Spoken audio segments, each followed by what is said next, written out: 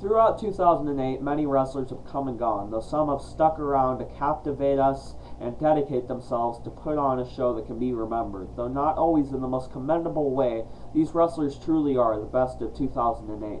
And that's how I've comprised these 16 categories, on how I think these wrestlers have provided us with spectacular moments to gaze upon and awe, and some moments, needless to say, I think we could have done without.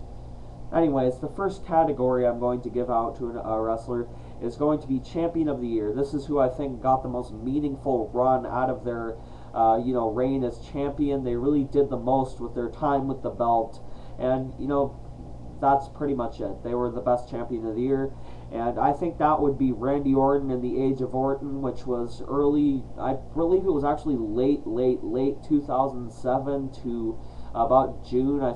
He lost it at ECW One Night Stand. So I think Randy Orton in the Age of Orton was the Champion of the Year. He had, burning intensity. He was a tremendous heel, and, he actually coined a term, and he made it seem like he was, really leading a humongous dynasty as the champion, and he really was that. He led the show, he was the top dog, and I think that's about as much as you can ask for. I was opening this up to any mid-card champion too, but I think Randy Orton's reign just stuck out to me. Other wrestlers who I thought of too were Jeff Hardy, though his reign has just started and it is already at the ending point of the year.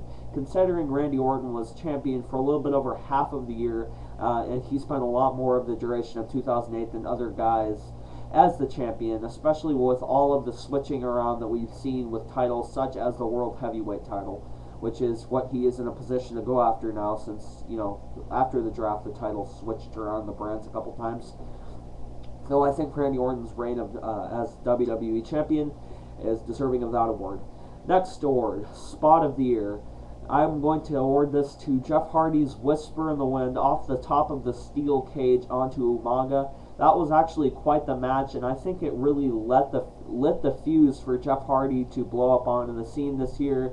This was before his Royal Rumble title match, which he did, he was unsuccessful in, but it really did, set Jeff Hardy up for a big year, and he did have a big year. He won his first title. He's been on the type of character path where he can't just, seem to get the brass ring down, and I think that fit him very well. Sadly he got suspended and that prolonged things. He might have won, months before, but, I think it wouldn't have been as meaningful, him coming back from suspension and actually winning the title. And I think that spot had actually a lot of meaning to it above things that were just, pretty to look at, as it actually set one of our favorite wrestlers up for a pretty big year. As I said, I think it lit the fuse for Jeff Hardy. This was a couple months and weeks before any of his other spots that he did. This even preceded the Swanton Bomb off the scaffolding. Anyways, enough time on that. Next award, Team/Stable of the Year. There's not really enough individual teams or stables in WWE and TNA to give out an award for each one individually. But hands down, I'm going to have to think that the team or stable of the year is going to be a team. And as many other people have awarded it, including the Slammies, I'm going to give this to Miz and Morrison. They were the most consistent team. They work as a team well. They're very entertaining heels. And what else can you say? John Morrison's an amazing athlete, and it's hard to think of many more mid-carders who have improved more than the Miz just by teaming up with someone. Miz must have been training because he was really, really boring when he first came in. Other contenders I thought of for this were Motor City Machine Guns, LAX, Main Event Mafia, and the TNA Frontline. Though I do not think that these teams, within TNA are insuperior, I think that they haven't been utilized by their company quite as well as Miz and Morrison have. Miz and Morrison have won the tag titles twice this year. They lost it to Kurt Hawkins and Zack Ryder, I think, and as we know, they're tag team champions right now. So, they were champions in the early to middle part of the year, and they're ending the year on another reign. So, I hope they have as much of a prosperous year next year. Team Stable of the Year, Miz and Morrison.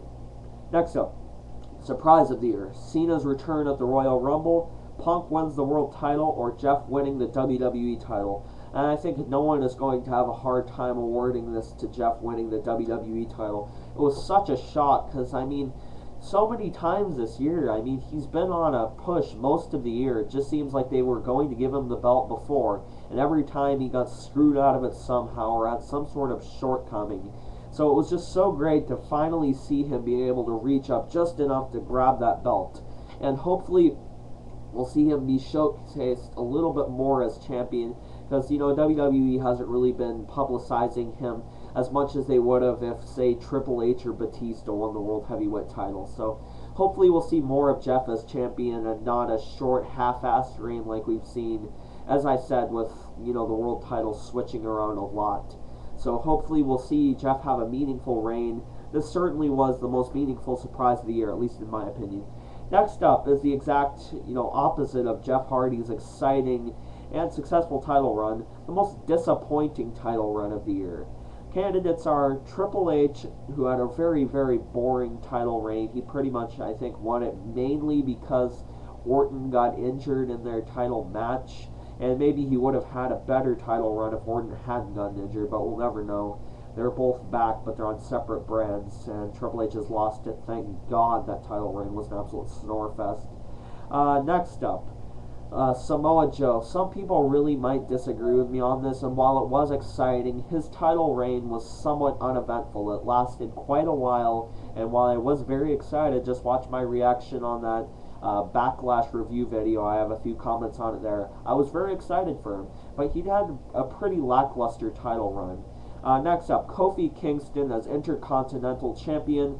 He could have done so much with that belt. He could have just been like Shelton Benjamin with the U.S. title and actually given it some prestige, you know. And if they had given him a little bit longer with it, but he dropped the belt way too soon. Next up, Matt Hardy as the U.S. Champion.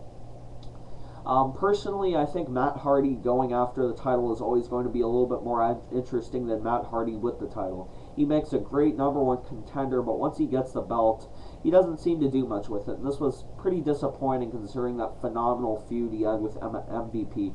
So I'm going to actually award this to Matt Hardy because of all the feuds and things to set up these various title runs, other than maybe Samoa Joe's. I'm going to award this to Matt Hardy's, because after that big, over a year-long feud with MVP, his phenomenal return at WrestleMania, he really could have done more with this, but he just kind of held it for a couple of months, dropped it, and then went on to other things. And with that much backing behind it, it's just kind of like the little thing fizzled, and we kind of forgot about it. So that was quite disappointing to me.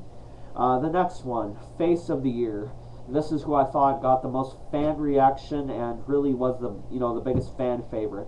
And again, I'm going to give this one to Jeff Hardy because the fans, I think, more than most people, were actually behind him, rooting for him to win.